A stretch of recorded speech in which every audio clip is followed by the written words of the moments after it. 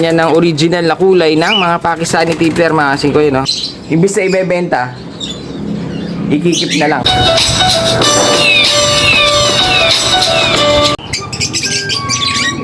So ayan mga kasing ko, nakita nyo, wala tayong ilaw.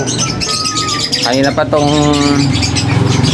alas 6 ng umaga, buong araw walang kuryente. Bale hanggang alas 7 daw ng gabi wala daw kuryente mga kasing ko. Bali buti na lang medyo naalis yung inip natin, tsaka yung init, ang init sobra, kawawa yung mga bata.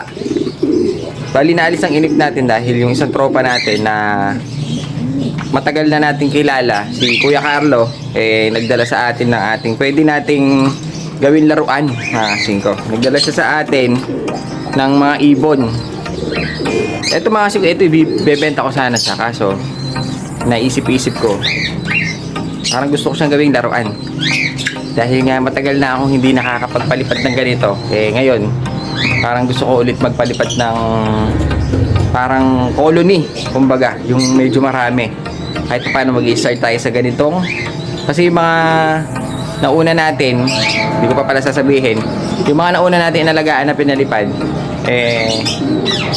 nawala yung iba naman parang nakain yata ng pusa, biglang nawala pero yung isa talagang nadakit ni Boy Dakit mga kasing ko. Tapos yung isa namatay, yung isa parang bigla na lang nawala dito sa ewan ko kung nakain. So ayan mga kasing ko, bali ito pakikita ko sa inyo dahil gusto ko itong alagain, pero ibebenta ko sana siya mga kasing ko. Kaso nung nakita kong mga young bird, pwede siya mapatuto, kaya gagawa natin siya ng kulungan, pero lalagay natin sa taas mga kasing ko para makapagpalipad tayo. I-separate natin dun sa mga racing natin na lumilipad. Bali ito yung dala ni Kuya Carlo, ayan o mga kasing ko, mga tippler. Bali meron tayo ditong bagong tippler na young bird, 5 piraso gagawin ko, try natin paliparin. Papapatuto pa to dahil medyo bata pa, saka magaganda yung kulay, talagang imported na Pakistani, island born ito.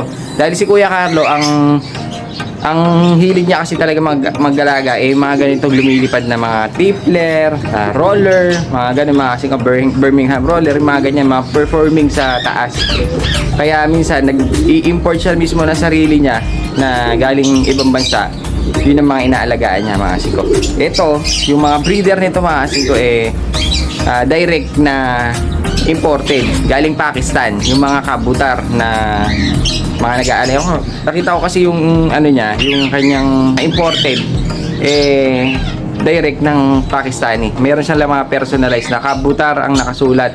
Tapos ngayon sinearch ko mga talaga mga nag-aalaga nga talaga ng mga ganito, mga tippler. Kaya imbis na ibebenta, ikikip na lang mga kasing ko. Mga kasing ko, bali ito yung dala ni Kuya Carlo. Ayan ang mga bata-bata pa, kasi hindi pa malinaw yung kanilang mga mata, hindi pa lumalabas yung talagang pagka-pearl eye ng ating mga tippler na to. Pero meron siyang nahalong kasi may hinalo siyang mga racing niya. Ayun o, 1, 2, 3. Bali 3 pirasong racing. Kakulay nga medyo kakulay pa niya. Pero yung mga purong tippler niya mga kasing ko, 1, 2, 3, 4, 5. Ayan o mga kasing ko, mga young bird. Bali ito maglulugon pa yan, magiging puti pa yung mga katawan nila, parang ganito. Kasi ganyan ang original na kulay ng mga Pakistani tippler mga kasing ko yun, no?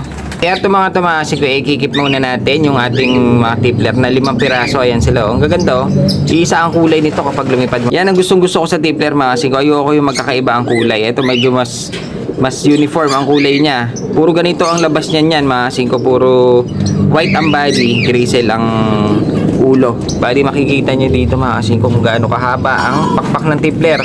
Kaya tinawag silang mga high flyer. Halos kasing haba ng mga buntot nila, yung mga pakpak ng mga to. Ito mga bata pa to maglulugon pa yan, pero makikita nyo yung buntot niya.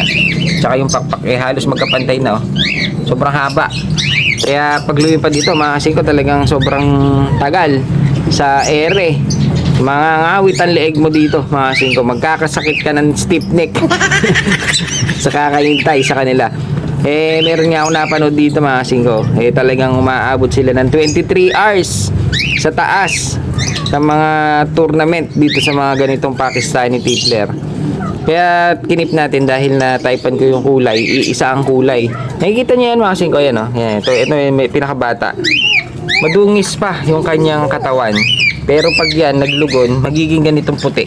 Ayan o, nakikita nyo. Ayun mga kasing kabali, silipin lang natin ng konti itong ating mga tippler. Medyo kilatisin natin siya ng konti. Dahil nga, para magkakaroon na naman tayo ng bagong alaga. Napapali pa rin mga kasing kabali. Pakikita ko lang sa inyo. Ito siya mga kasing ko. Yung kanyang buntot saka pakpak halos magkasing haba na Ayan mga kasing ko. Haba ng mga pakpak nito. Saka niya. Ayan Kaya tinawag silang mga high flyer. Pag mga inakay siya mga kasing ko, ganito siya napapansin ko sa mga tipler. Mukha siyang grizzle talaga. Ayan makikita nyo, marami siyang spot sa katawan. Pero bata pa kasi ito. Sibong pa marami siyang spot sa katawan. Pero pag naglugon siya mga kasing ko, ang nagiging kulay niya ganito. Ayun ito medyo bata pa to pero medyo lugon na siya. Nagiging pure white. Dito lang yung natitirang grizzle niya. Tapos itim yung pakpak saka buntot kasi ko yan Ayun siya, ang ganda niya. Ayun Bali ito meron pa silang konti pero matatanggal yun magiging pure white. Yun yung napapansin ko sa mga tipler. Yung mga Pakistani tipler na mga urig, mga kasing ko. Pero meron naman ibang natitira, pero konti lang. Pero mas gusto ko yung ganito. Yung puti ang katawan. Yung dito lang ang pagka-grizzle niya. Ayun kasing ko, ganda nito. Titignan natin kung mataas nga talaga lumipad. Kailangan subukan natin na paliparin ito ating mga tipler. Ayun iisa ang kulay. Ito yung mga tipler na dinala sa atin mga kasing ko. Kung mapapansin nyo yung mata niya hindi pa lumilitaw yung talagang pagka-pearl eye. Ayun Pero pag ito nag-mature, mamumuti yung kanyang mata.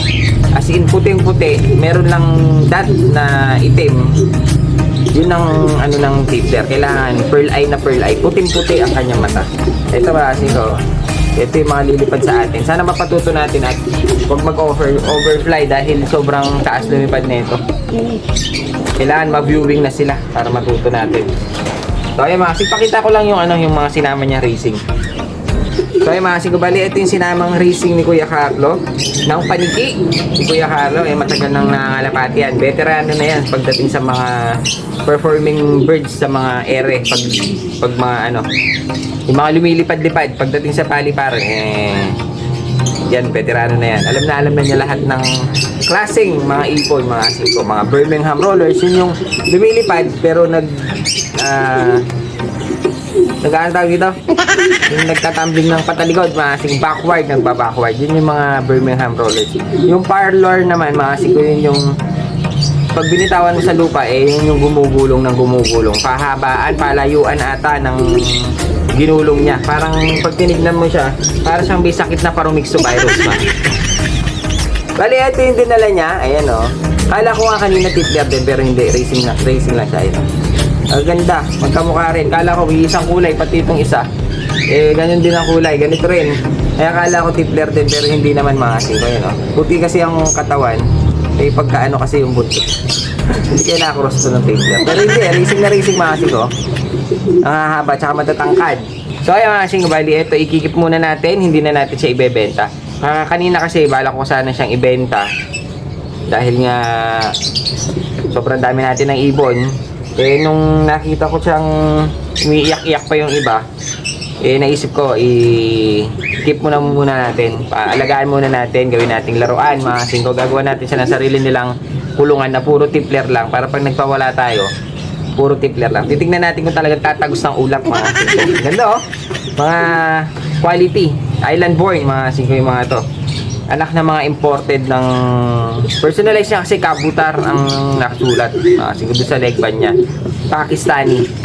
Sa Pakistan mismo galing yung mga breeder kaya titignan natin kung malupit. Meron nga ako isang tropa mga kasing ko sa may Dubai, nagba-vlog siya doon.